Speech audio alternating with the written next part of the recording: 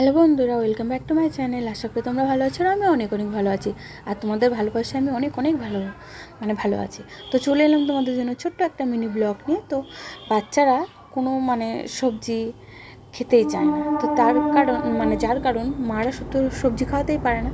তো আমি ভাবলাম ডিম ছাড়া সবজি দিয়ে শুধু চাউমিন করবো। তো দেখতেই পেলাম একটু জল গরম বসালাম, চাউমিন সিদ্ধ করলাম, বিটস আর আলু কেটে নিলাম, পেঁয়াজ কেটে নিয়েছি, একটা লঙ্কা দিয়েছি, একটা টমেটো দিয়েছি, বিনস কেটে নিয়ে কড়াইতে সাদা তেল দিয়ে তার মধ্যে দিয়ে দিয়েছি তোমার এই সব ধরনের সবজি। আর কি বলো তো, বাচ্চাদের খাওয়ানোটা তো বড্ড ঝামেলা, তোমরা সবাই জানো। তো আমার ছেলেও কোনো সবজি খেতে চায় না। তো যার কারণ আমিও ভাবলাম যে আজকে একটু অন্য ধরনের কিছু করে দেওয়া হোক। তো দেখতেই পেলে একটা কাঁচা লঙ্কা দিয়েছিলাম, তাও আবার 2 টুকরো করে।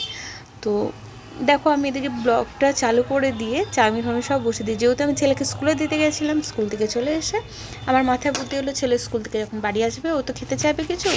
তো আজকে যদি ভাত না খাইয়ে একটুখানি যদি অন্য কিছু করে দিই, তার জন্য আমি ভাবলাম একটু চাউমিন করে দিই। তো চাউমিনটার মধ্যে একটুখানি মটরশুঁটিও দিয়েছিলাম। তো দেখো ভালো করে ফ্রাই করে নিয়েছি।